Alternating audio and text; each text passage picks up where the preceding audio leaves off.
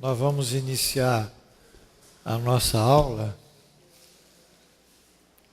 porque um aluno, André Pina, pediu algumas explicações sobre a diferença da mediunidade intuitiva da mediunidade mecânica, quando nós falamos de intuição. Então, eu refiz aqui, nessa apostila, as páginas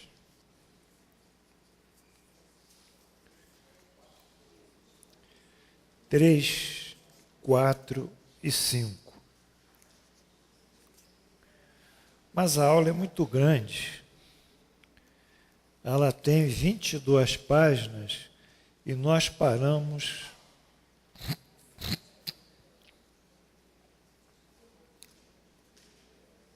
na página 8. Então hoje a gente tem que fazer 22 menos 8, 14, incluindo uma, 15. Confere, Valtinho. Aqui a gente tirou, mas é incluída. Então vamos ver o que a gente pode fazer, porque essa aula tem que terminar hoje, já que a gente está há muito tempo nisso. Vamos pedir ao Amilcar.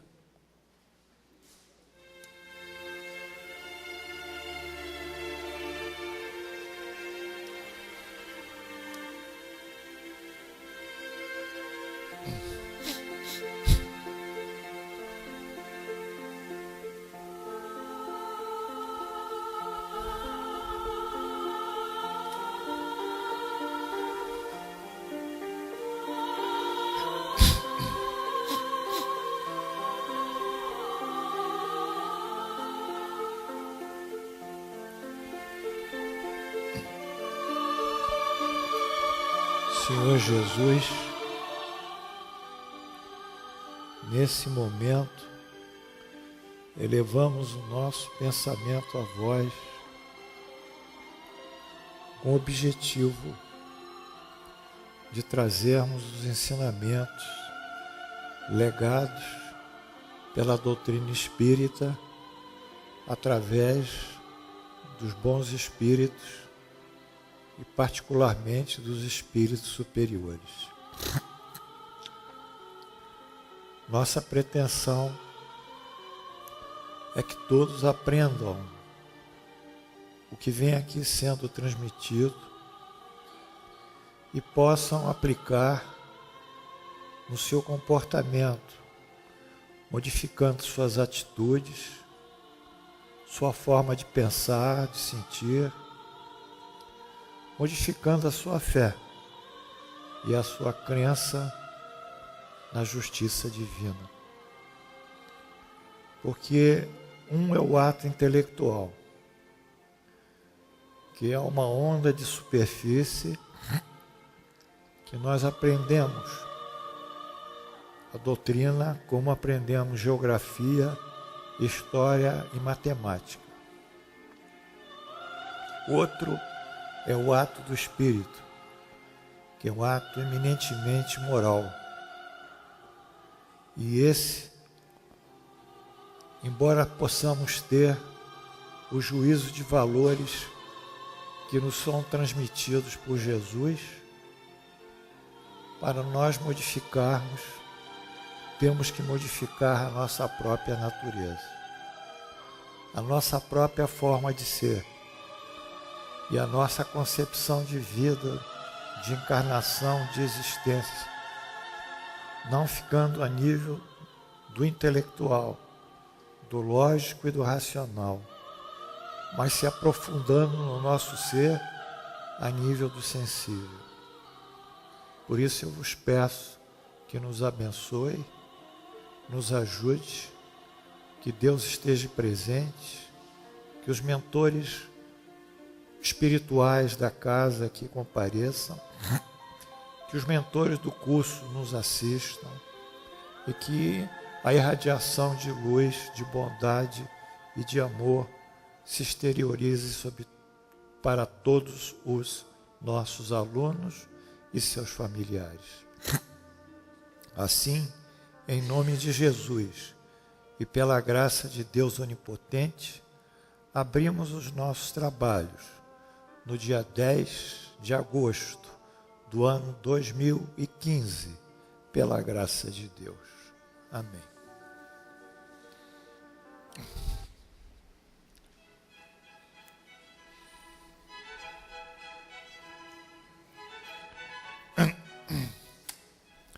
Vamos à página 3, amigo.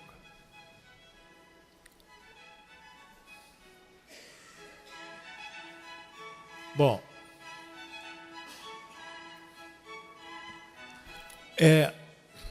na aula passada, nós falamos da intuição. Desce um pouquinho, por favor. Desce mais. Para outra página. E vimos que a intuição é uma percepção que, segundo os filósofos, né, é uma percepção que nós temos sem precisar raciocinar, sem precisar até ver. É algo que a gente sente e que gera uma ideia em nós. Essa ideia é a chamada intuição. Tomás de Aquino, que foi o que mais conseguiu uma definição melhor, disse que a intuição é a percepção da essência das coisas. E a essência das coisas são o todo das coisas. O subjetivo delas, o objetivo, a forma, o conteúdo, a matéria e o espírito. É o todo daquele ser, no seu aspecto material, no seu aspecto espiritual. E essa essência nos dá uma visão mais além do mundo objetivo, nos faz ver mais além, como uma visão extremamente lógica e segura.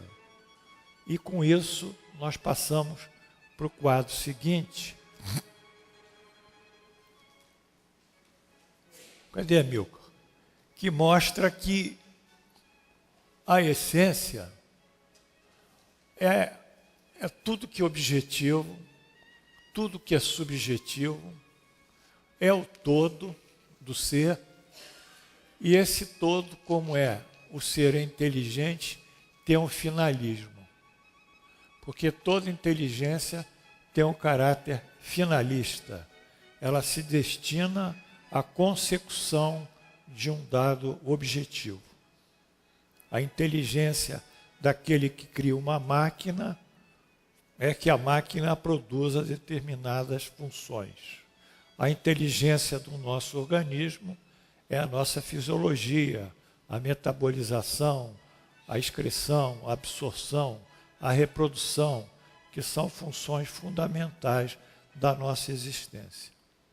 Então, o finalismo da nossa criação, de acordo com a concepção espírita, aqui é Milka, é que nós, como espíritos, somos criados por Deus. E Deus criou em nós uma inteligência divina. Quando nos criou, isso que é o Espírito, é a inteligência divina. Muitos perguntam o que é o Espírito. E na pergunta, se não me engano, 60 e poucos, do Livro dos Espíritos, ou 80 e poucos, o Espírito responde, é uma chama, uma flama, uma luz, nada mais. E nós entendemos que o Espírito é essa inteligência divina criada por Deus, que vai adquirir formas de expressão. A primeira forma que ele adquire é o perispírito, que é o corpo do Espírito, mas não é o Espírito. E nos mundos materiais, esse perispírito, mediante a inteligência divina, forma um corpo material adaptado às condições de vida a biologia daquele planeta. Isso é um planeta que precisa de oxigênio, o corpo material, ele será criado para assimilar o oxigênio. Se ele precisa de nitrogênio, etc. e etc. Então, na realidade, o que é o Espírito, que é essa inteligência divina, é o finalismo. Como toda inteligência tem um finalismo, o finalismo nosso é a perfeição. Isso é tão singelo, tão elementar dizer isso, que as pessoas muitas vezes rodam e não conseguem entender que a simplicidade está muito mais próxima da verdade que essas literaturas que nós vemos aí com nomes complexos e eruditos. O finalismo da nossa criação é buscarmos a perfeição. Ou seja, Deus nos cria para voltarmos ao seio dele, como se fosse um círculo que vai descendo e depois se fecha, sobe e volta à sua essência. É isso, é a perfeição. E quando Jesus nos diz, sede, pois, vós outros perfeitos, como perfeito é o vosso Pai Celestial, ele nada mais do que assinala o destino que Deus propôs a ele e propôs a todos nós, Marisa.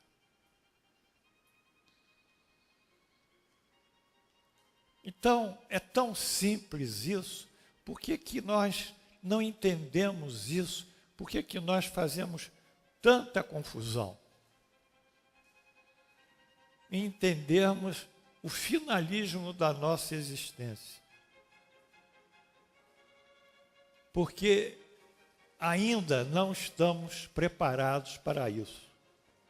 Quer dizer, do ponto de vista espiritual, nós não temos um senso moral que nos capacita a visualizar esse fato. Então, nós ficamos rodando, encarnação após encarnação, até que gradualmente nós vamos aprendendo mais e mais. Então, o Espiritismo, como é algo que é criado por Deus e que Jesus é o nosso modelo e guia, que nos assinala Jesus, sede perfeitos, como perfeito é o vosso Pai que está nos céus, a proposta finalista do Espiritismo é a nossa perfeição moral.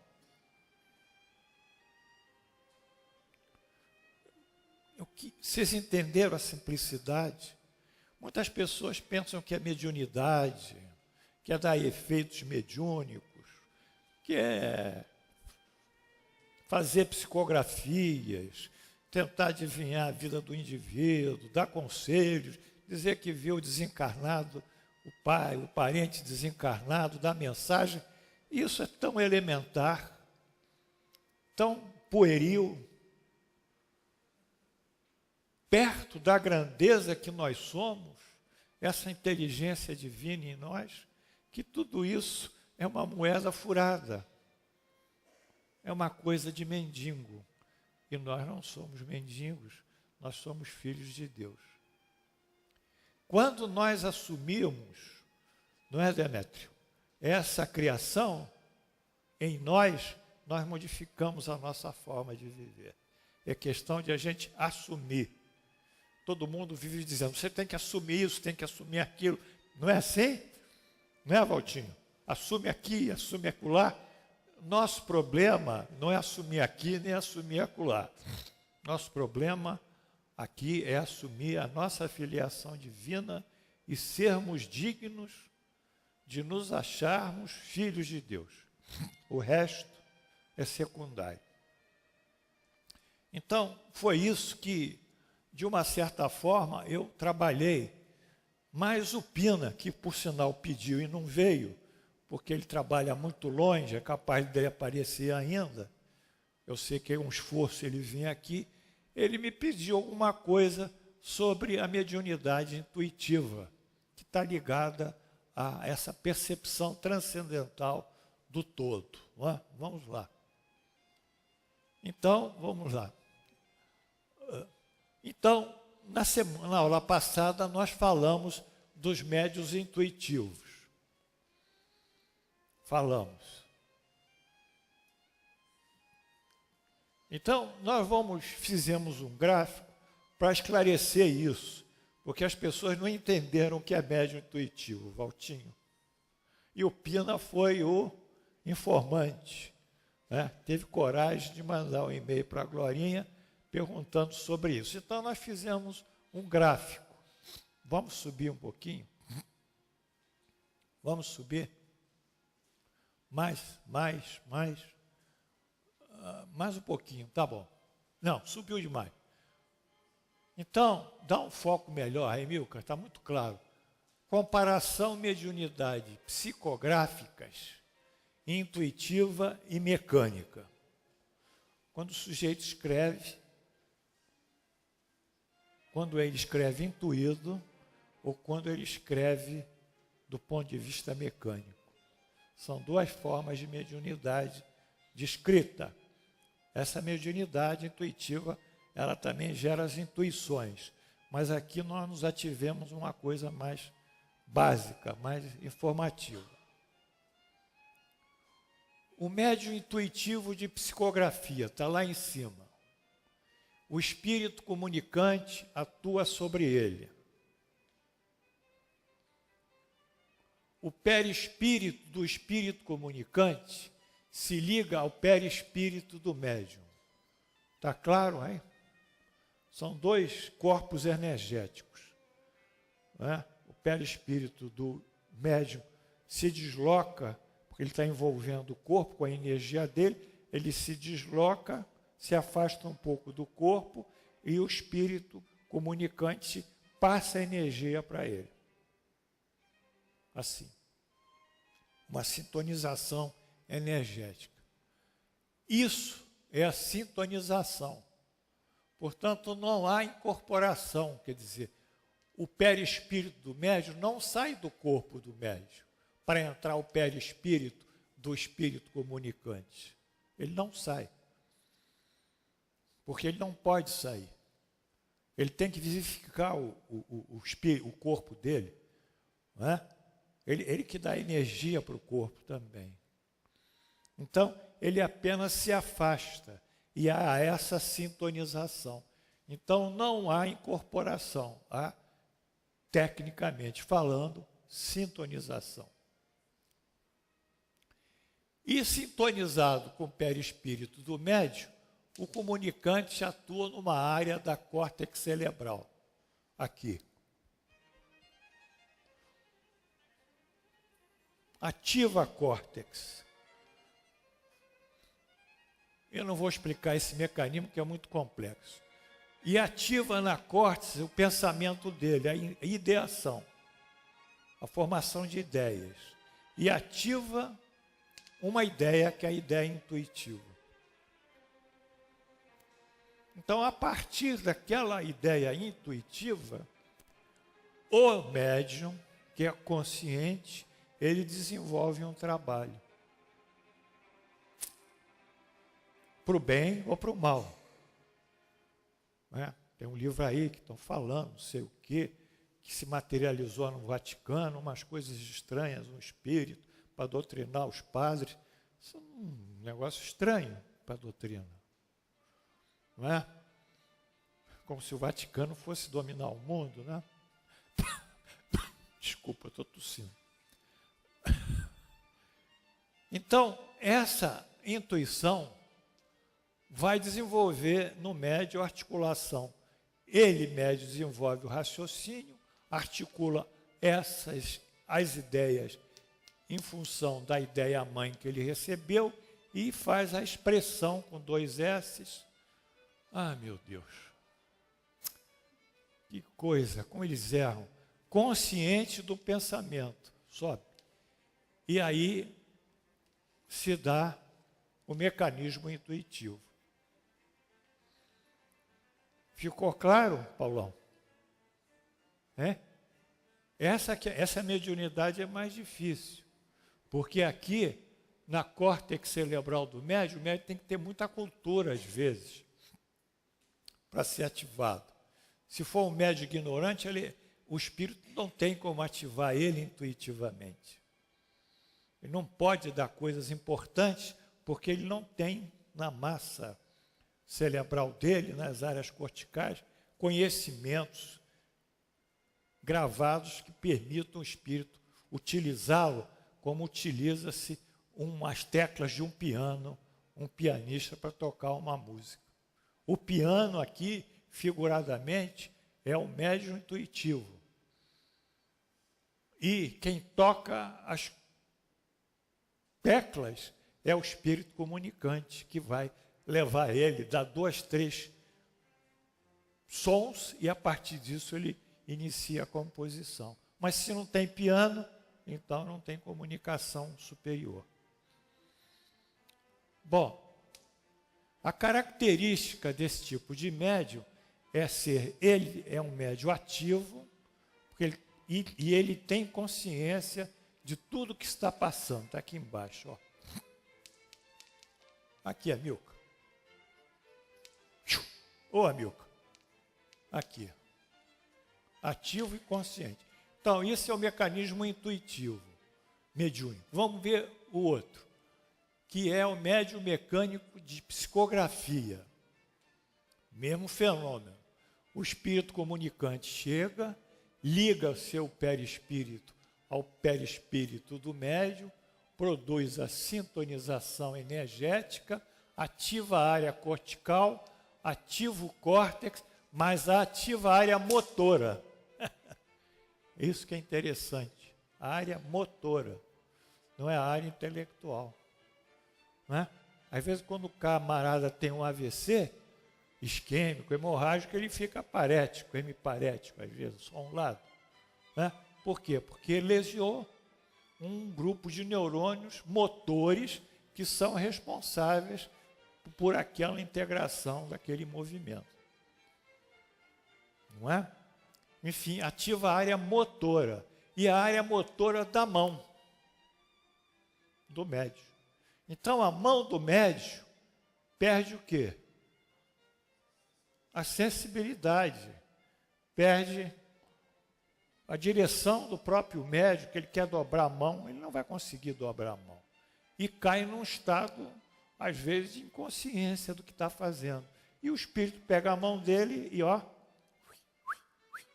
vai trabalhando. Como as irmãs Budan trabalhavam numa cesta peão, colocando um giz na ponta e a cesta rodava e fazia. Ou como os espíritos, no início dos fenômenos mediúnicos, faziam a mesa subir e descer e dando batidas num código telegráfico. Depende. Mas aí é a mão. A mão é o instrumento do espírito. Então, essa expressão é mecânica inteligente. Também, claro. Porque pegou a mão dele, do médium deu a psicografia. Mas ele é um médium passivo e inconsciente. Inconsciente, está errado. Ele não tem consciência. Você pega um médium bom, que escreve coisas boas, do ponto de vista científico, e depois, quando ele acabou, voltou à lucidez, fala: fulano, me explica o que você escreveu. Espera aí. Não vai dar. Não vai dar. Então, isso não é da autoria dele, é? Se ele não sabe explicar o que escreveu, alguém escreveu por ele. Aí foi o espírito. Então, o médico mecânico passivo, nós temos muitos desses aqui. E o que se mais destacou entre nós foi Chico Xavier. Como médium, não é? Mas era uma pessoa maravilhosa. Mas como médium é isso. As obras, vamos voltar a dizer outra vez, não são de autoria do Chico Xavier. As obras são de autoria de André Luiz, de Emmanuel, de quem escrevia através da mediunidade dele. Porque se pedir para ele escrever aquilo, ele não vai conseguir escrever, é óbvio. Não é? Então, é essa a diferença entre a mediunidade intuitiva e a mediunidade mecânica, a psicografia intuitiva e a psicografia mecânica. Um bom médium intuitivo foi Allan Kardec, que na hora que ele escrevia, os espíritos davam intuição para ele. Mas ele era um homem culto, muito inteligente, um grande professor, então não era difícil ele passar aquilo de uma maneira correta. Muitas vezes depois ele tinha que apresentar o que ele escreveu para ver se os espíritos aprovavam, criticavam, ampliavam, reduziam, enfim, faziam uma nova revisão naquilo que ele fez. Então eu acho que nós ficamos aqui com essa caracterização que o Pina pediu, né? Vamos andando, né? Bom, então vamos voltar para onde nós paramos, né? Página 7. Página 7. Página 7. 7. Vamos. Página 7. Amilcar. Página 7. Aí. Muito bem. Página 8. Muito bem. Aqui. Paramos aqui. Aqui, ó.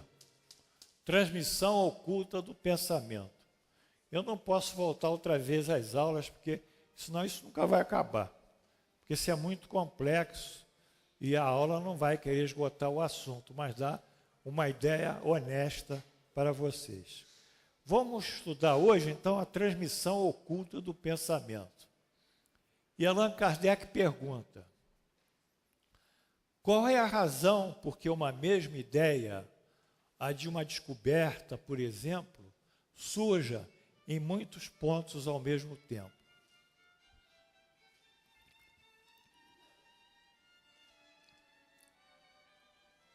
Os espíritos respondem: já dissemos que durante o sono os espíritos se comunicam entre si.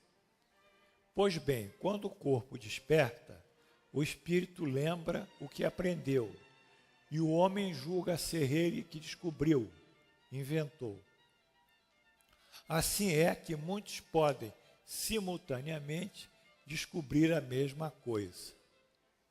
Quando dizeis que uma ideia paira no ar, usais uma figura de linguagem mais exata. Que supondes? Cada um contribui sem o suspeitar para propagá-la. Então, é o problema da emancipação do espírito durante o sono. Ele toma conhecimento daquela ideia e ele, espírito, que tem uma outra visão, quando encarnado, ele mesmo diz para os outros espíritos o que ele descobriu. Porque o encarnado vai guardar para ele. Confere? Vai querer o prêmio Nobel para ele. Não é? Isso a gente conhece bem. Não é? Ou os prêmios. Não é? E o desencarnado, o espírito, não tem essa pretensão, que ele vive uma outra realidade. Então ele conta para os outros cientistas e isso aparece simultaneamente. Assim, olha lá, ô Amilcar, o que houve? Assim nosso espírito revela a outros espíritos, revela a outros espíritos e a nossa revelia aquilo que constitui objeto de nossas preocupações no estado do mundo de vigília. Então, é como eu falei, ele revela, porque a realidade do espírito é diferente da realidade nossa, completamente, né?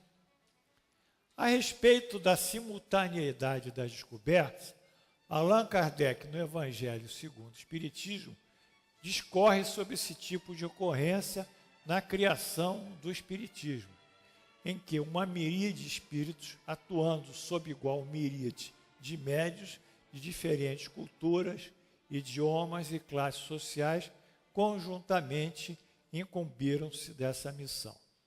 Então, ele, antes de começar o texto evangélico propriamente, ele fala sobre a autoridade da doutrina espírita, que é o controle universal dos ensinos do espíritos. Essa que é a autoridade da doutrina espírita, porque ela foi criada pelos espíritos e não pelo homem. E foi criada simultaneamente em diversos países, com diversos idiomas, com diversas culturas, etc, etc. Eu não vou ler isso, vou deixar você ler em casa, porque senão a aula vai se estender muito, não? Mas último parágrafo é que nos interessam. São, pois, os próprios espíritos que fazem a propagação com o auxílio de inúmeros médios, que também eles, os espíritos, vão suscitando de todos os lados. Se tivesse havido unicamente um intérprete, por mais favorecido que fosse, o espiritismo mal seria conhecido. Tivesse um só. Qualquer que fosse a classe a que pertencesse, tal intérprete houvera sido objeto de prevenções de muita gente e nem todas as nações o teriam aceitado. Ao passo que o espiritismo, que os espíritos se comunicam em todos os pontos da terra, a todos os povos, a todas as seitas, a todos os partidos, e todos os aceitam. O espiritismo não tem nacionalidade e não faz parte de nenhum culto existente. Nenhuma classe social o impõe, visto que qualquer pessoa pode receber instruções dos seus parentes e amigos de além-túmulo. Cumpre seja assim para que ele possa conduzir todos os homens à fraternidade. Se não se mantivesse em terreno neutro, alimentaria as dissensões em vez de apaziguá-las. Nessa universalidade do ensino dos espíritos reside a força do espiritismo. Então, aqui, nesse ponto sobre a intuição, há uma relação de médios de efeitos psicográficos passivos e de médios de efeitos psicográficos intuitivos que recebe espíritos de uma forma, eu diria, multicêntrica e multinacional, né? Essa é a força do espiritismo. Aliás, o espiritismo ele não propõe converter ninguém a nada, ele não obriga ninguém a segui-lo e ele não critica nenhuma religião e ele tem como chama fundamental a caridade de atração. Então ele é neutro e ele não tem um dono, um chefe. Nem Allan Kardec é o chefe do espiritismo, porque isso aí é uma coisa universal, vai através dos médiuns. Então Allan Kardec não é o responsável, chefe do espiritismo, ele foi o intérprete escolhido para sistematizar esses conhecimentos. Então, quando alguém quiser dizer chefe de alguma coisa, vocês ficam calados e riam por dentro. Dentro da casa espírita, dentro do espiritismo, porque nós não temos chefe. O nosso chefe é Deus. E o outro chefe nosso é o Pina. Você chegou a ver o que eu fiz? Não, né? Chegou agora, né? Pois é, eu fiz para você, cara. Dá uma volta aí em homenagem ao Pina. Aqui, Pina. Você tem que pegar esse pedaço. Vai lá no gráfico, olha. Eu fiz um gráfico, vai. É página 4.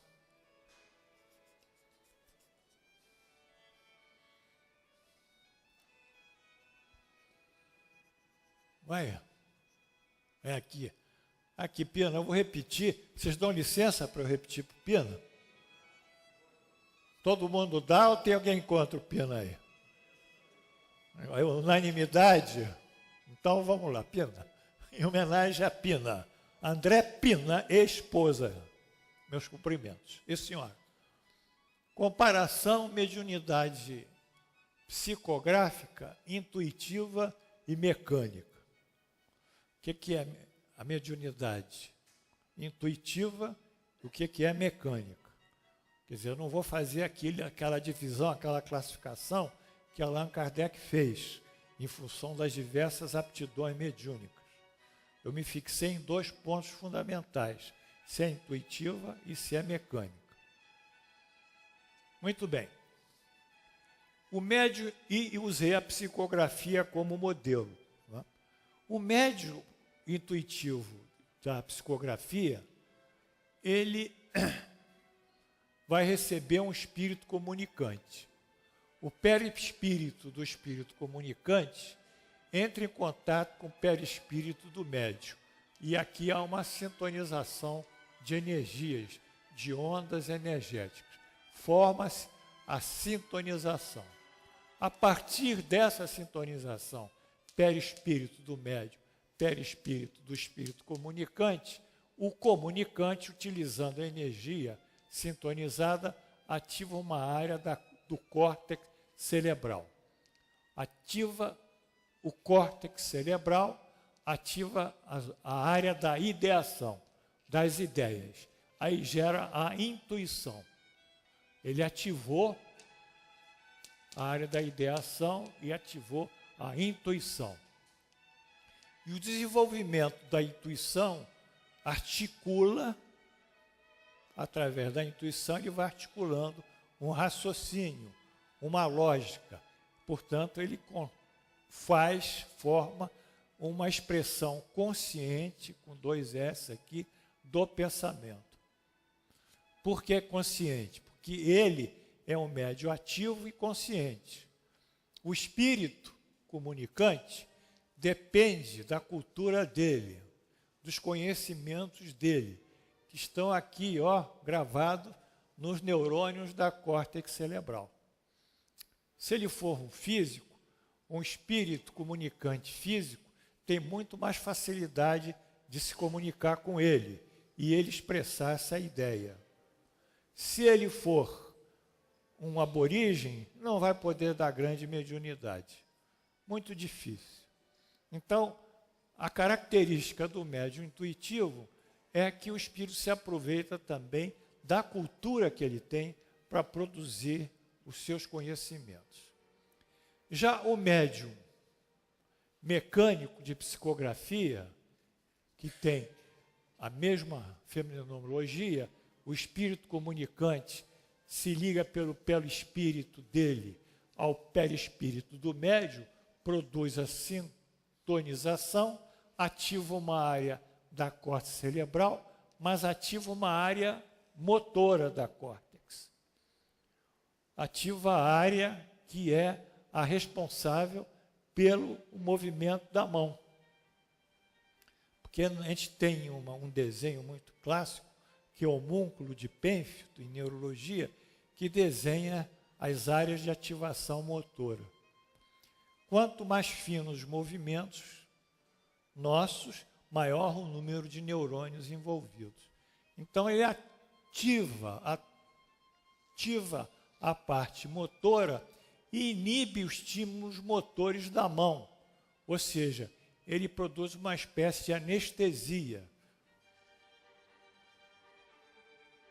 Mas aí, nível cortical da mão. O sujeito perde a sensibilidade, perde o tônus, propriamente, de dirigir a mão, o médium. Então, uma expressão mecânica, inteligente do pensamento, porque a comunicação é inteligente, mas o médium é passivo e inconsciente. Aqui.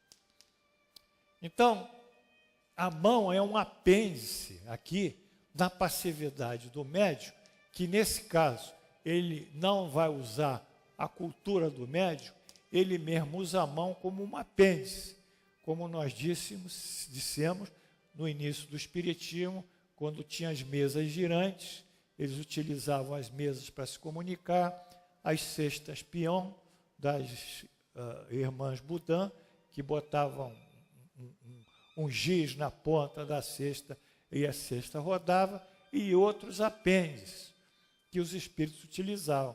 Finalmente, eles conseguiram utilizar a mão como um apêndice que dava comunicações mais rápidas.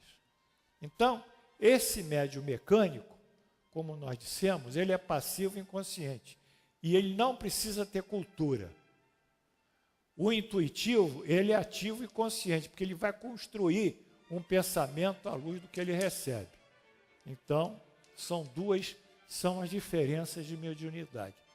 Quanto àquelas que mediunidade musical, mediunidade de pintura, etc., etc., isso são variedades, mas fundamentadas se é intuitivo ou se é mecânico. Os médios que pintam são mecânicos. Eles não têm talento para pintar, né? Os pictóricos, médios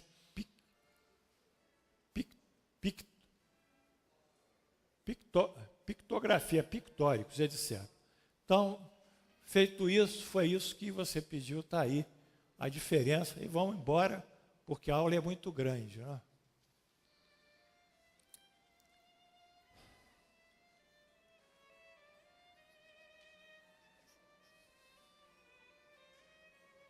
Bom, vamos.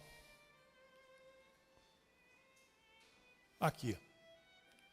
Como se vê a criação do Espiritismo, precisava desse caráter plural, coletivo, de forma a tais verdades não pertencerem a um único e solitário homem. Então, esse é o caráter que dá autenticação, né? Autenticação da doutrina espírita em função do seu caráter universal. Podem os espíritos comunicar-se estando completamente despertos do corpo? Claro, mas muito limitado, né? Limitadamente. O espírito não se acha encerrado no corpo como numa caixa. Isso está errado. Irradia por todos os lados. Se é que pode comunicar-se com os outros espíritos, mesmo em estado de vigília, se bem que mais dificilmente. Que ele pode irradiar, né, o pensamento dele, né, para outros espíritos, né, a telepatia. Allan Kardec, no livro A Gênese, os milagres e as predições segundo o Espiritismo, nos fala da transmissão do pensamento que tem por base o binômio vontade-pensamento a impulsionar o fluido energia espiritual. Os fluidos espirituais, energia espiritual, que constitui um dos estados do fluido cósmico universal, não é? A energia universal se desmembrou numa energia espiritual e outras energias. São, a bem dizer, a atmosfera dos seres espirituais, o elemento de onde eles tiram os materiais sobre que operam, o meio onde ocorrem os fenômenos especiais perceptíveis à visão e à audição do espírito, mas que escapam aos sentidos carnais, impressionados somente pela matéria tangível, eu diria pela energia tangível, né? A energia sensível. O meio onde se forma a luz peculiar ao mundo espiritual, diferente pela causa e pelos efeitos da luz nossa, finalmente o veículo do pensamento, como o ar é o do som. Então o pensamento, ele vai ser conduzido, não é? Não como o nosso som, que é conduzido pelo ar, pela vibração das moléculas do ar, não é isso? As moléculas vibram e vão conduzindo o som. Não, ele vai ser conduzido por um meio que a energia espiritual existe e ele vibra essa energia espiritual e essa energia espiritual corre nessa atmosfera espiritual e passa do indivíduo para o outro. Não é? Os espíritos atuam sobre os fluidos espirituais, não manipulando como os homens manipulam os gases, mas empregando o pensamento e a vontade. Vamos parar um pouquinho isso. Para que a gente possa ter essa força, a gente tem que ter o pensamento e a vontade, que são os propulsores da ação sobre o fluido espiritual. É o pensamento, é a ideia do sujeito. E a vontade, a determinação que ele tem a potência dele. Ele tem a ideia, mas tem a potência da ideia, que é a vontade. Sendo os fluidos o veículo do pensamento, esse atua sobre os fluidos como o som sobre o ar. Ele nos traz o pensamento como o ar nos traz o som. Aí é a base da telepatia. Vamos lá.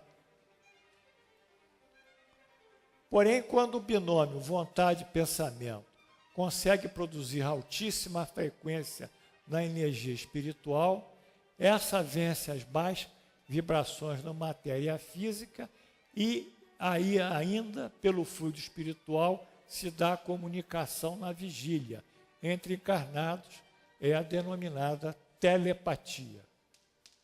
Tele, do grego longo, ao longe, e patia, sensibilidade, literalmente sensibilidade à distância. Então, agora vamos ver um estudo científico sobre telepatia, né? Que está muito bem documentado. Esse professor Dean, que é um PhD, eminente pesquisador de fenômenos telepáticos, realizou a seguinte experimentação.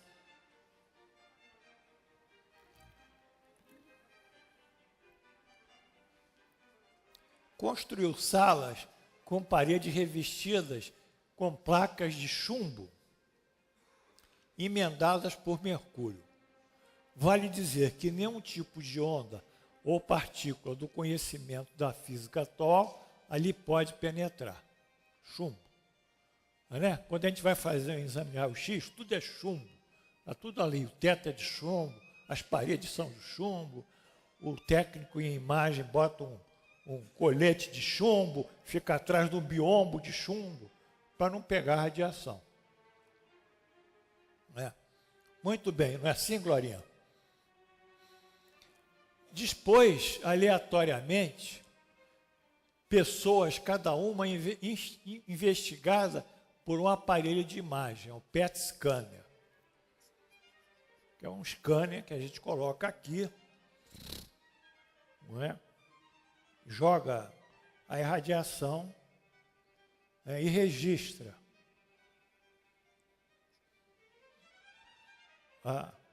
o cérebro de acordo com as cores que ele produz. Não é? E de alta sensibilidade. E registra as ondas cerebrais, e registrou as ondas cerebrais que o eletrocefalograma,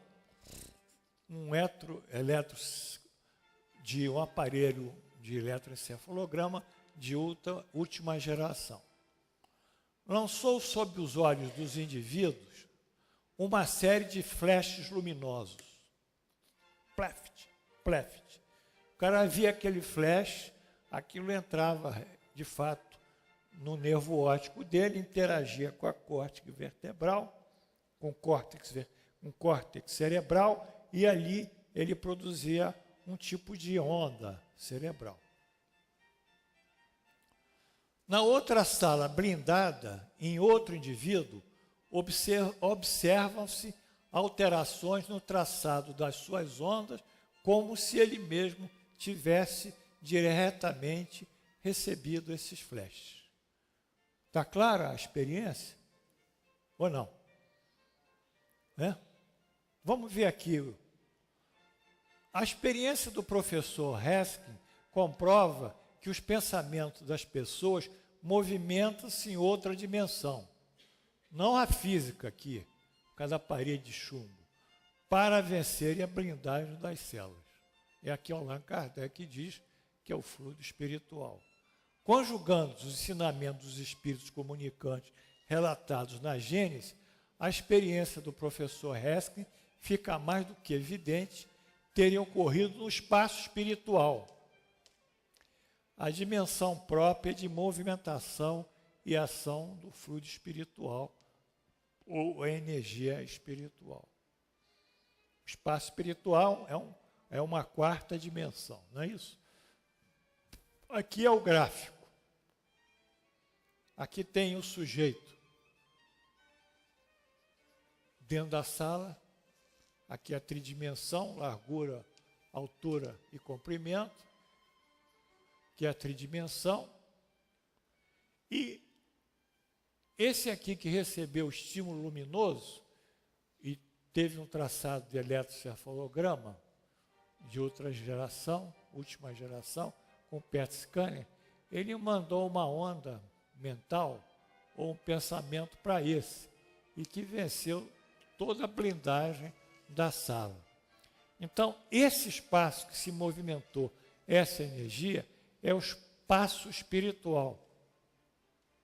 Porque o espaço espiritual que ele cria não tem dimensão fixa. Depende da capacidade de criação de ideias pelo espírito. O espaço espiritual não tem dimensão. Depende de como o espírito cria. Em nosso lar, os espíritos têm uma capacidade limitada de criar. Então, criaram uma cidade semelhante à Terra. Não é? Mas em outros planetas, ou outras cidades espirituais, já não tem isso. Tem luzes, sons, né? Uma outra realidade. Então, eis aí uma experiência de telepatia comprovada cientificamente, de acordo com a bibliografia aí que existe. Isso não é uma história de carochinha. Isso não é um achismo, que acha que a cura espiritual é assim, que os neurônios são assim, que o DNA é assim. Cada um acha o que quiser. Mas a gente só pode achar o que a ciência evidencia e o que o professor Kardec evidenciou pelo método experimental. O resto é fantasia da literatura espírita. Tem de tudo, né? Como se explica que duas pessoas perfeitamente acordadas tenham instantaneamente a mesma ideia? São dois espíritos simpáticos que se comunicam e veem reciprocamente os seus pensamentos, mesmo quando dormem. Quer dizer, é a questão da empatia, né? Há entre os espíritos que se afinam uma comunicação de pensamentos, que faz que duas pessoas se vejam e se compreendam sem precisarem de palavras. Poder-se-ia dizer que falam entre si a linguagem dos espíritos. É interessante isso. Quando a gente tem uma empatia, uma pessoa muito igual a nós, com os mesmos sentimentos, a gente encaixa os pensamentos e as coisas correm, né, de uma sintonização não verbal. Não precisa falar. A mãe, para passar a importância da mãe, quando pega a criança no colo, ela pode falar com a criança. A criança não vai entender o que ela fala, mas vai entender os sentimentos que ela passa. Que é diferente. No espaço dela, o espaço espiritual dela. Enfim, isso é muito importante. Há casos em que as ideias se identificam entre as pessoas, os sentimentos, dando a conhecer os que pensam até por um discreto gesto ou olhar. Então, quando a pessoa está muito identificada, o sujeito faz um cacuete, qualquer coisa, você já sabe o que ele está pensando, né, Valtinho? Hein? É a linguagem dos sentimentos, a comunicação não verbal. Essa linguagem, o que mais se aproxima dela é a música. De todas as artes, a que comunica mais proximamente os sentimentos é a música. É a música. Quando o sujeito consegue entrar na música e entender o que está sendo ferido nas cordas, ou no piano, ou nos instrumentos, ele entra num êxtase. Por isso que os músicos eles vivem no mundo deles, porque eles vivem em outro tipo de sentimento. Então, a arte, a música, é a que se aproxima mais da linguagem dos sentimentos. Porém, na base desse fato, sempre há identidade de valores afetivos e morais entre os espíritos. Essa comunicação. Agora vamos estudar um outro assunto. nós terminamos aqui o ponto da telepatia. Tele, longe, distante, patia, sentimento. Sentimentos à distância. Mas, na nossa linguagem, a transmissão do pensamento. Estudamos isso, que é no espaço espiritual que isso ocorre. Por isso que eu acho graça de muitas pessoas que querem acertar as coisas todas materialmente. Elas não sabem que existe um outro espaço em que as coisas também estão acontecendo. E que não vai ser exatamente como elas querem. Tem outros fatos, muito além da capacidade de compreensão delas. Muito bem. Vamos estudar a letargia, a catalepsia e as mortes aparentes. Também não é o ponto. Letargia, do grego, letargia, sono profundo e duradouro, acompanhado da perda de sensibilidade do movimento, da qual só com dificuldade e temporariamente o indivíduo desperta. Então, letargia é uma espécie de coma, estado comatoso que o indivíduo fica. Está claro? Se não tiver, eu repito. Catalepsia, de catalepsia, é uma rigidez séria, quer dizer, como a cera, os músculos ficam em posição assim, firme. É muito comum a gente ver isso em experiências de parapsicologia, o cara tocar alguns pontos nervosos, botar o sujeito com uma tensão muscular, como se fosse em tábua, e colocar ele entre duas cadeiras. Ele fica ali, entre as duas, o sujeito senta até em cima dele e ele não cede. É a catalepsia. Os letárgicos e os catalépticos veem e ouvem geralmente o que se passa em torno deles, mas não pode manifestar o que estão vendo e ouvindo. É pelos olhos e pelos ouvidos que tem essa percepção? Não, é pelo espírito. O espírito tem consciência de si, mas não pode comunicar-se. Quer dizer, mesmo que ele esteja no coma, o espírito está em vigília. Mesmo que ele esteja no estado cataléptico, o espírito também está na sua percepção. Letargia e catalepsia têm como identidade comum o estado de alteração da consciência. Na letargia, a alteração da consciência confunde-se com uma espécie de estado de coma, a que se soma a queda da produção energética pelo organismo a quase nível zero, o que aparentemente configura a morte. O indivíduo torna-se gélido a sinais de baixa oxigenação celular e a cor dos lábios fica azulada. Então, às vezes o cara está dentro do caixão e a turma já está fazendo conta sobre quanto cada um vai ficar na partilha, já estão fazendo a divisão, 3 vezes 2, 4 vezes 5, isso aqui, e o sujeito está na letargia profunda, de repente acorda. A assombração, sai todo mundo correndo. É uma graça isso, né? Por quê? Porque a energia dele foi quase a zero. Não zerou. Se zerasse, a produção energética ele morreria, né? Muito bem.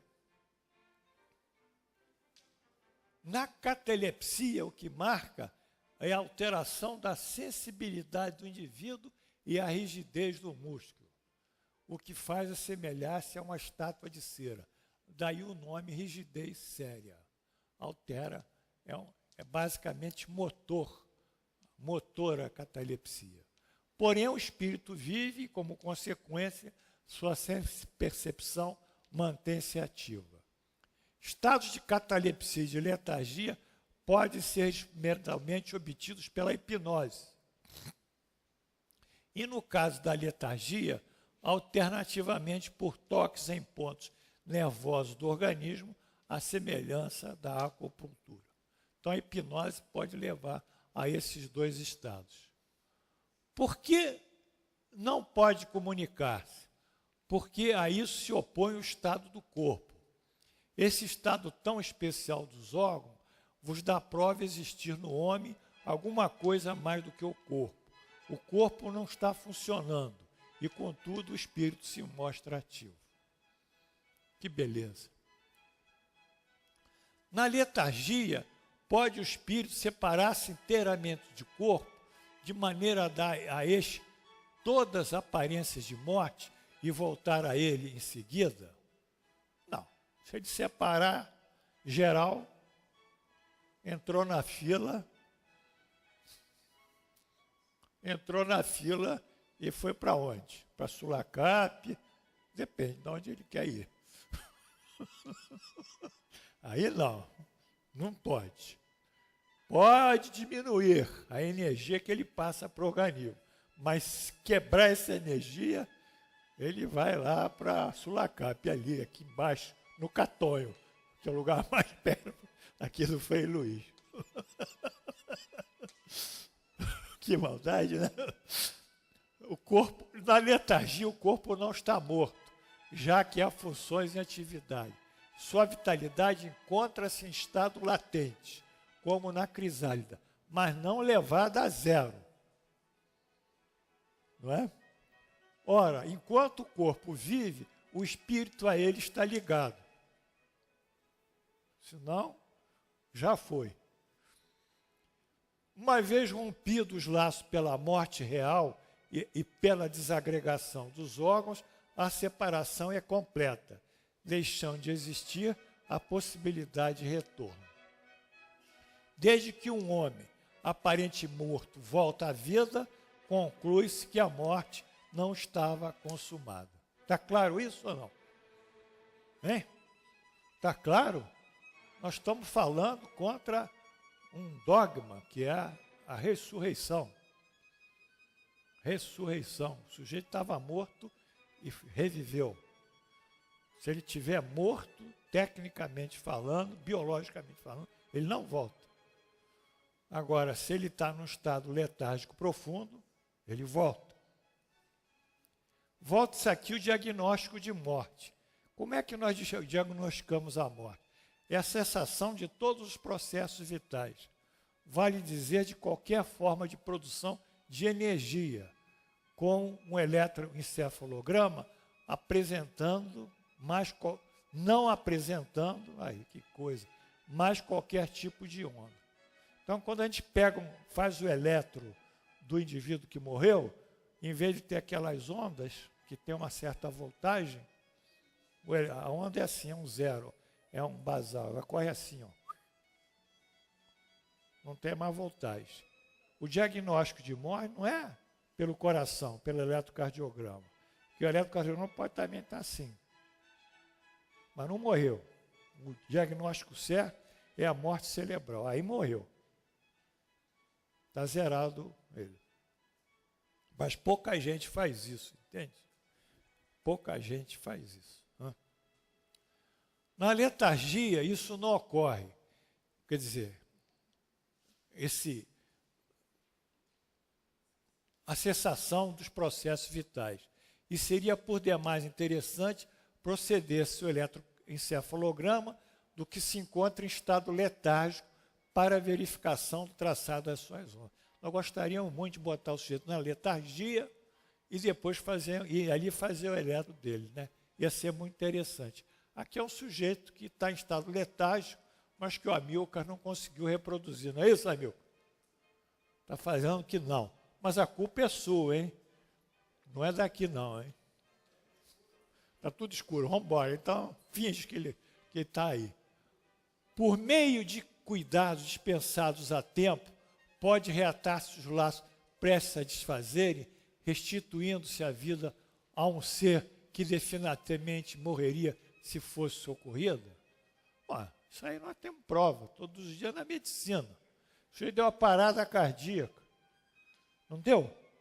A gente entuba ele, ventila positivamente, pega, dá um choque, não é? E assim, tchuf, e tira um desfibrilador e, bum, o coração volta a bater, ventila e o cara volta.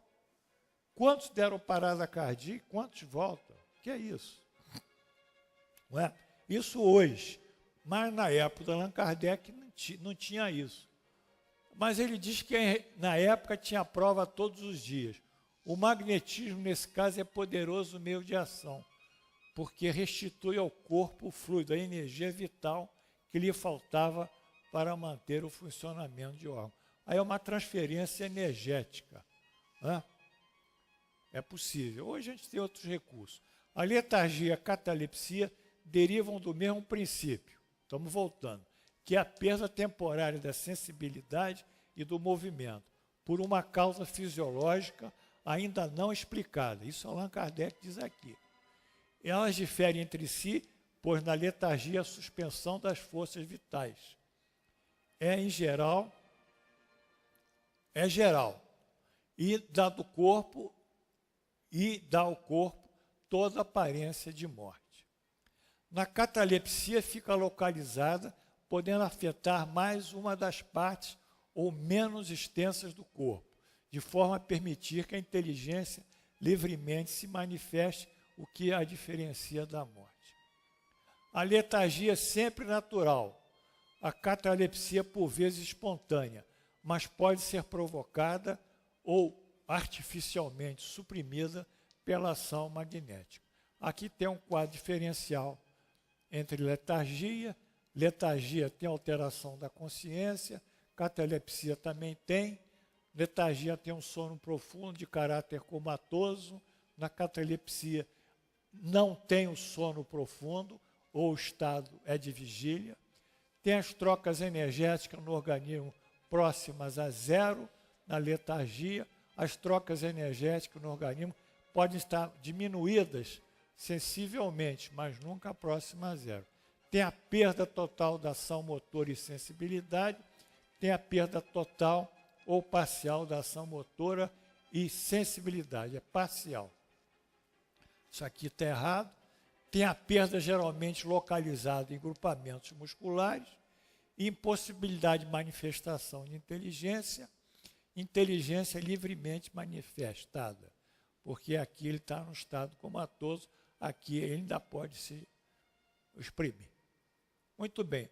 Allan Kardec, no livro dos médiuns, bem explica o que chama de magnetismo e magnetismo curador. Vamos lá. Eu acho tão complexo, poxa, que ele quer entrar na constituição da matéria. Então ele diz que a matéria elementar nossa é única. Quer dizer, tudo se formou de uma matéria elementar. E os espíritos confirmam isso na época dele. E essa matéria elementar dá origem a todos os corpos da natureza. Isso também hoje nós sabemos. As suas transformações determinam as diversas propriedades do corpo. Isso também nós sabemos.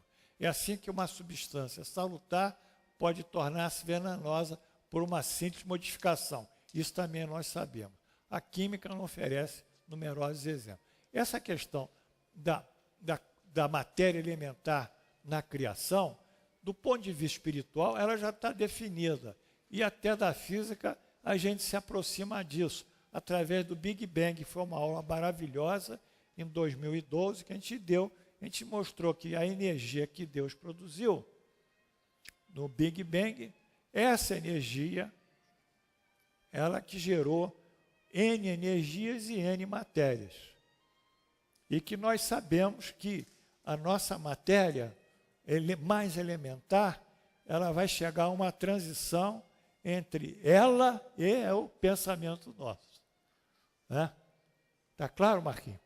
O pensamento, ele tem uma transição, quando a energia dele se densifica um pouco mais, ele cria a matéria, que é a matéria do mundo, o pensamento. Então, é uma matéria primária. E essa vai se desdobrando em N matérias. Quer dizer, aí vai formando os elementos químicos, desde o hidrogênio, que só tem um átomo e um nêutron, até os elementos radioativos, que tem 200 e pouco de massa atômica, e depois vão se combinando para fazer as soluções, as substâncias químicas, etc. etc. Mas tudo é uma coisa básica. Né? Vamos andar mais um pouquinho, por causa do tempo. Né? Vamos pular isso, que eu tenho que andar nisso. Então, é mais ou menos isso que ele disse. Deus, ele produz a energia cósmica universal. Confere, Carlos. Não é emanação de Deus. Preste atenção, porque emanação seria algo vindo de Deus. Emanação do meu corpo, eu estou suado. Não é? Tem emanação diferente, não é? É um odor diferente. Não é emanação de Deus, é uma criação de Deus. A criação não é a emanação de Deus, é a criação pelo poder dele. Não é Deus, a criação não é Deus. Porque se fosse emanação, seria uma parte de Deus. Bom, então, essa criação de Deus, que é energia primária, faz umas condensações energéticas de diversos níveis, faz o nível espiritual, N condensações espirituais, materiais. O primeiro tipo de condensação forma matéria elementar única, forma as partículas elementares da matéria, e a matéria transformada em energia pode se formar energia curadora. Aqui é o fenômeno da cura espiritual. E o magnetizador, que pode ser o espírito, com pensamento e vontade, ele atua sobre essas partículas elementares da matéria do doente e transforma essa matéria pela sua energia em outra matéria e produz a cura. Isso aí são o que o professor ele fala e não o que o escrevem hoje em dia. Então tem que voltar lá a estudar na Gênese isso, né? Como é que é a cura espiritual. Allan Kardec, no livro A Gênese, os Milagres e as Predições, segundo o Espiritismo, nos oferece as seguintes observações sobre mediunidade e cura. Chama o seu cabeçalho de ressurreição, porém, esse termo tem conotação ligada à teologia católica. Procedemos sua modificação, substituindo por ressuscitação. Pena que o tempo está acabando. Vamos lá. Em vez de ressurreição, vamos ler ressuscitação da filha do Jairo.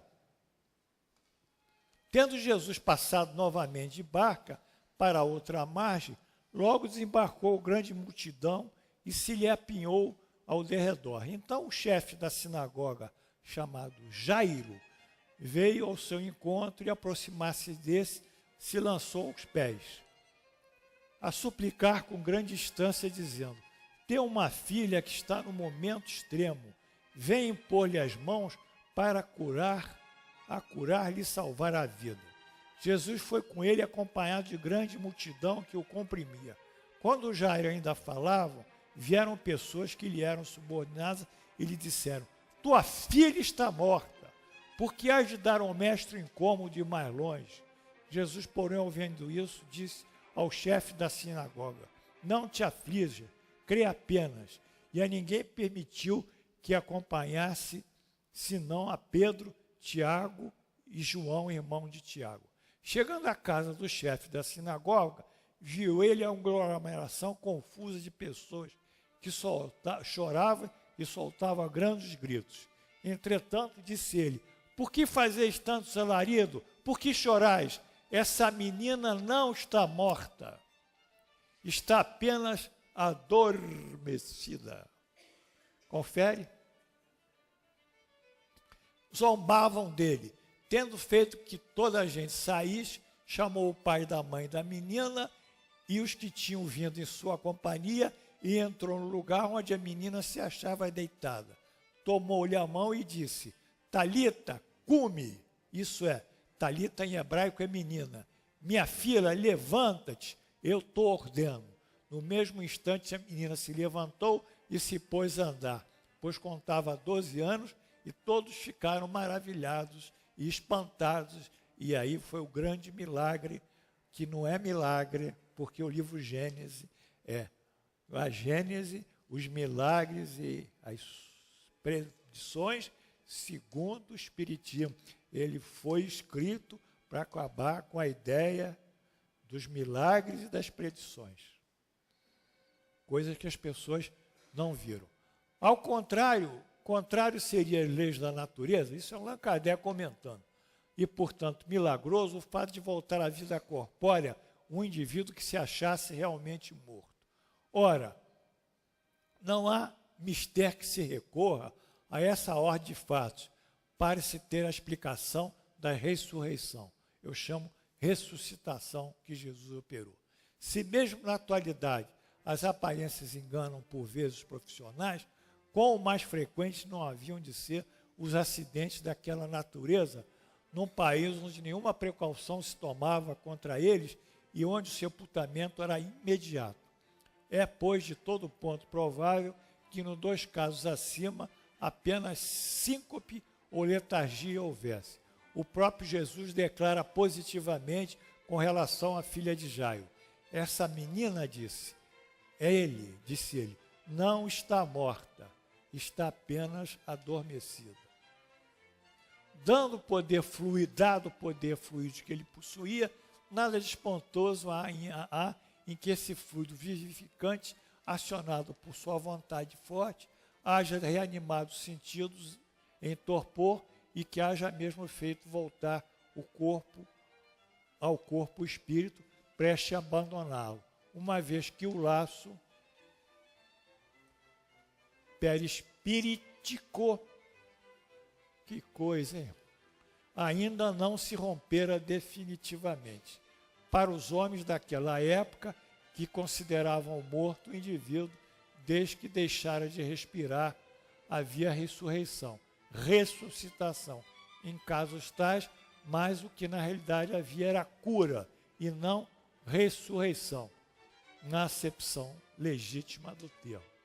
Então, nós vimos esse caso aqui. Agora tem outro caso aqui da senhora Schwabenhaus, a letargia estática não vai dar para ler, aí vocês lêem em casa, né? Que vem da Revista Espírita, né? Vamos andando, então? É longo?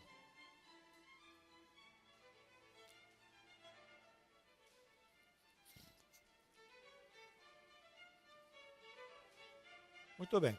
Então, aqui a bibliografia e aquela andando aqui, ó. Vai andando, são... Aquela da experiência das salas com chumbo é desse livro aqui, Entangled Minds, Harper Collins, New York, 201,49. Está lá. Por um PhD, um cara que pelo menos é confiável, né? Pelo grau acadêmico que ele tem. E também alguma coisa na Revista Espírita, que é o caso daquela senhora, no Jornal dos Estudos Psicológicos. Então, hoje nós terminamos esse ponto e eu espero ter ajudado a vocês a desmistificar os milagres. Um pouquinho. Embora eu não possa desmistificar de todos, porque o fanatismo perdura. Quer dizer, o fanatismo é a antítese da lógica e do raciocínio. É atribuir ao sobrenatural, ao místico, ao incompreensível, fatos que a ciência ainda não explicou. Mas se há as leis divinas e as leis da natureza, que é a própria lei da vida, ela tem que seguir essas leis da própria vida, o indivíduo. E se o indivíduo ele está morto e ele é ressuscitado, é sinal que ele não está morto. Porque se ele morreu, imediatamente as células são destruídas por um processo de autofágico, as enzimas celulares, tchuf, acidez celular, tchuf, destrói tudo, membrana, e o sujeito não tem condições de voltar. Agora, se o sujeito está doente, o espírito pode atuar modificando substâncias espirituais e transformando elas em materiais e mudando o quadro de doença do indivíduo, quando isso é possível. Por quê? Muitos perguntarão, mas por que nem todos curam espiritualmente? Porque existe um modelo limitador, que é a lei da causa e efeito. O espírito não pode ir mais além do que a lei da causa e efeito. Não consegue ir. Embora existe algumas coisas sobre isso, que há condições de ir mais além, mas que eu não vou falar, eu não estou proibido de falar. Mas, de qualquer maneira, toda cura espiritual ou cura física, material, está condicionado também à lei da causa e efeito. Mas o que nós vimos hoje foi muito criativo, sobretudo a ressuscitação da filha de Jairo, que estava num estado letárgico total. E ele, com a energia dele, ele deu uma energia positiva, aquilo entrou nos plexos nervosos da menina, vitalizaram a menina e ela saiu do estado comatoso. Então, não há milagres, não há curas extraordinárias, não há médiuns extraordinários, há fenômenos a serem estudados, fenômenos desconhecidos, mas que a própria ciência se incumbirá ao longo dos anos em tornar isso mais claro.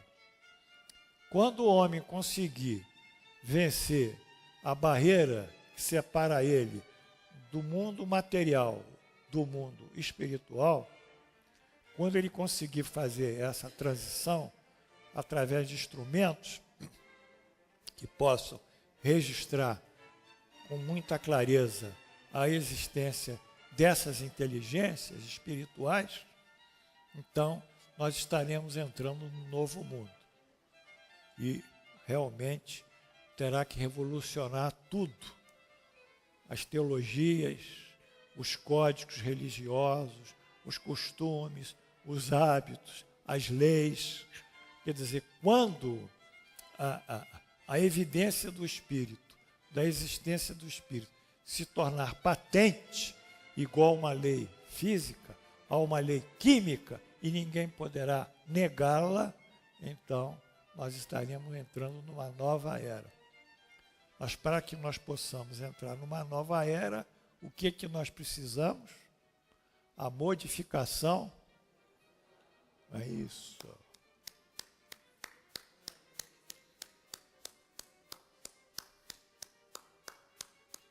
Modificação moral. Porque a Terra, o nosso país vive, não é uma crise política, não é uma crise econômica, embora haja. Ele vive uma crise moral, porque não há mais modelo moral. Criou-se um modelo da moralidade, que a corrupção é um ato moral, que é um ato que não é punível, que é um ato que não é prejudicial, que é um ato que serve aos interesses dos corruptos e dos corruptores, que serve ao poder, à autoridade, ao domínio. Enquanto o homem não sair desse polo de moral híbrida, dessa moral, eu diria, bizarra e excêntrica, ele não vai poder modificar a sociedade.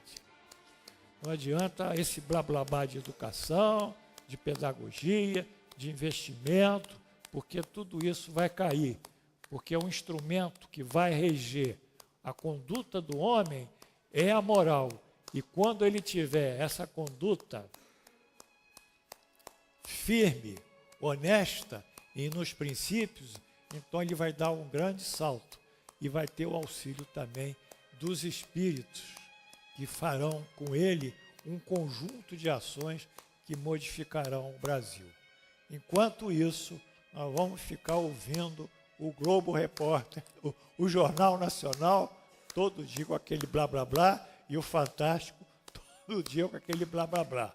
E tiro ali, tiro lá no morro tal, pegou um traficante, pegou outro. Olha, eu estou com 72 anos, eu escuto isso desde os 10 anos de idade. Então, não mudou nada, só agravou. Então, era isso que eu queria pedir a você e desejar sinceramente que ninguém entre na fila. Aquela fila ali da Sulacap, Estrada do Catonho, por favor, são todos meus alunos, tem que ficar comigo ainda uns 20 anos, porque são os 20 anos que eu tenho aqui ainda para trabalhar. Então, vamos fazer a radiação.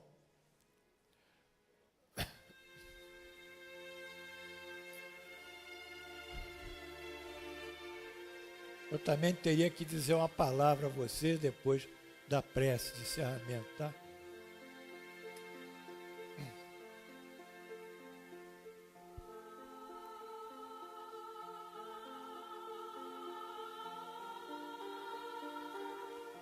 Senhor Jesus,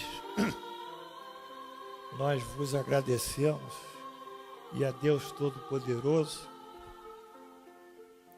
que nos trouxe hoje conhecimentos sobre a intuição, que é um novo sentido que nós temos. Nós temos 5 sentidos. Dizem que o 6º é mediunidade, não é. O 6º é intuição.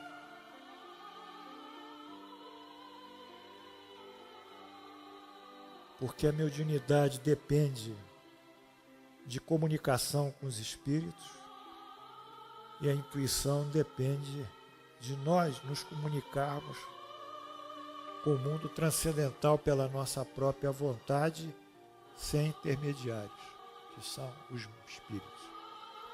Então, o 6º sentido é a intuição. Nós estudamos isso, estudamos aqui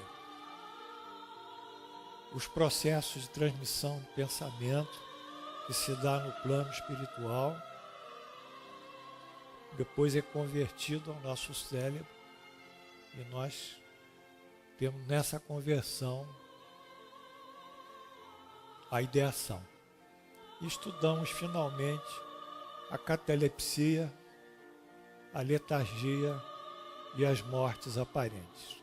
Tudo sob o signo da ciência, sob o signo da doutrina espírita, que toca e leva isso com muita clareza e com muita segurança. Mas nós agradecemos a vós, Senhor, pela confiança que temos na vossa justiça.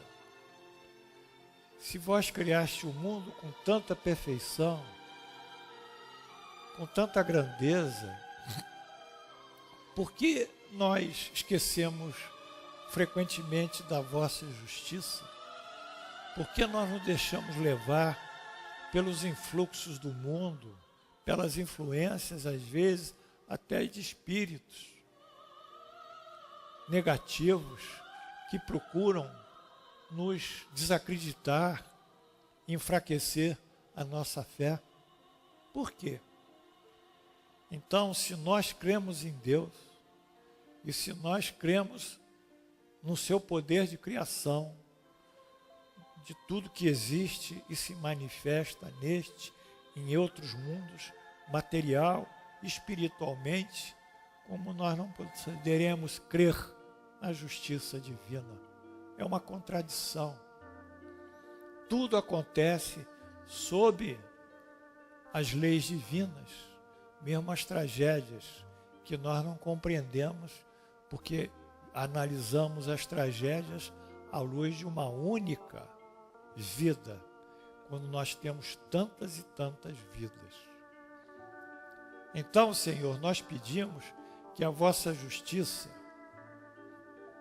seja conhecida pelos alunos, que os alunos deixem de ter medo, de ter insegurança, de viver receosos, que eles acreditem na vossa justiça e que a vossa justiça competentemente protegerá todos da melhor maneira possível. Assim, em vosso nome, Jesus, e em nome de Deus Onipotente, pedimos por esses irmãos cujos nomes estão nesses papéis de radiação e por esses outros que desencarnaram. Que no mundo, aqui os desencarnados encontrem paz, encontrem solidariedade, encontrem ajuda e socorro. E que esses que estão aqui no mundo físico sejam assistidos pelos Espíritos em suas necessidades. E assim, em vosso nome, e em nome de Deus Onipotente, elevamos o nosso pensamento na prece que nos deixastes. Pai nosso, que estás no céu, santificado seja o vosso nome, venha a nós o vosso reino, seja feita a vossa vontade, assim na terra como no céu. Pão nosso de cada dia, dai-nos hoje, perdoai as nossas ofensas, assim como perdoamos aqueles que nos têm ofendido.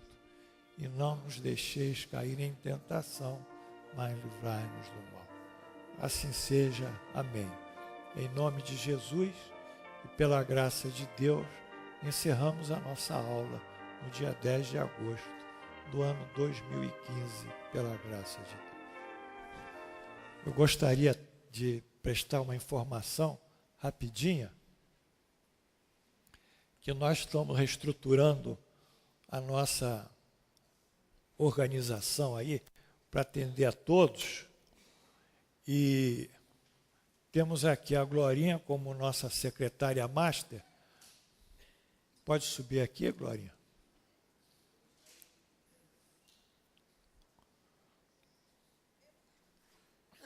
A Glorinha é secretária master, né? Qualquer solicitação, drenem a Glorinha. E a Márcia, que veio do fraterno, então ela é aquela recepcionista, ela está acostumada, né, Demétrio, a receber os problemas dos outros, e também trabalhando a parte de TI aqui, tem o Fábio e a Renatinha. Pode vir aqui, Fábio.